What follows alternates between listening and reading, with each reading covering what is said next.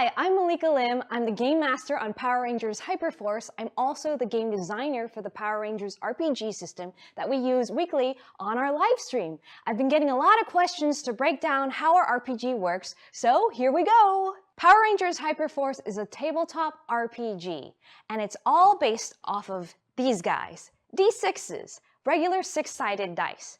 Now, for everything that you do, you roll 1d6. Unless you're a Morph Power Ranger, then you roll 2d6. And then, as you get stronger and you Zord up, you roll 3d6. Finally, when you all go inside your Megazord, you roll a collective 6d6. So that's basically how it goes. Let's break it down further and let me elaborate. At the heart of our system is something we call energy. You can think of it as the power that powers our Power Rangers. As unmorphed heroes, all our players roll 1d6 for all actions, whether it be combat-related, like kicking a putty in the butt, or non-combat related, like trying to deceive an NPC. As the players succeed on their actions and just do heroic and ranger-like things, points of energy are awarded by the Game Master, aka me, or Hyperforce fans through our Twitch extension.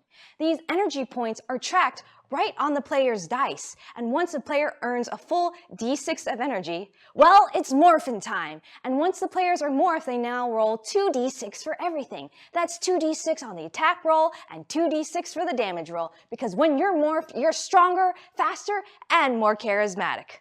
Once you're morphed, you'll still be collecting your energy for your epic wins and your heroic actions. Players continue to track their energy points on their d6s because that's how they get into their Zords.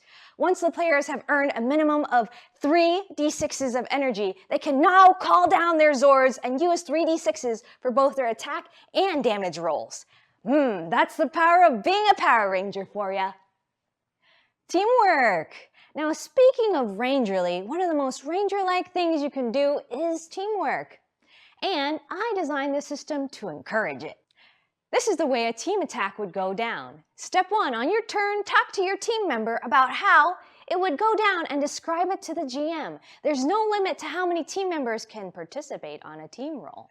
Step 2, roll against the GM. If you both succeed, you get the benefit of the combined damage of both teammates on just one player turn. But if either of you fail your attack roll, that's the end of your turn. But don't worry, Ranger, you can always try again on the next turn.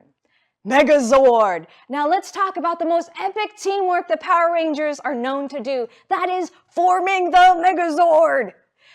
Once all players are in their Zord, they can agree as a team to form the Megazord. This plays out a little differently than a teamwork attack. For both the attack roll and the damage roll, each Ranger rolls 1d6 except for the Ranger who is piloting the heart of the Megazord. This Ranger gets to roll 2d6. This means each roll of the Megazord is the combined sum of 6d6!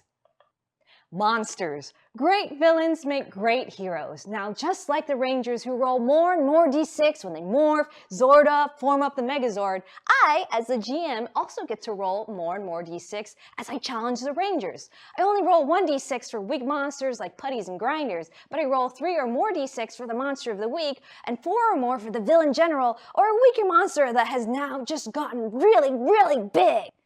Extras. Now that's the basics for the Power Rangers RPG system. There's a few things I didn't explain, like modifiers for our different Rangers, Popcorn Initiative, or the card-based special weapons and attacks that trade energy for a set damage or other bonuses. So you'll just have to tune into Hyperforce on Tuesdays from 6 to 9 Pacific Time to see those things in action. Thanks for watching, and make sure to subscribe for more Power Rangers Hyperforce and tabletop RPG content. Go, go, Power Rangers! You will set things right! Go, go, Power Rangers!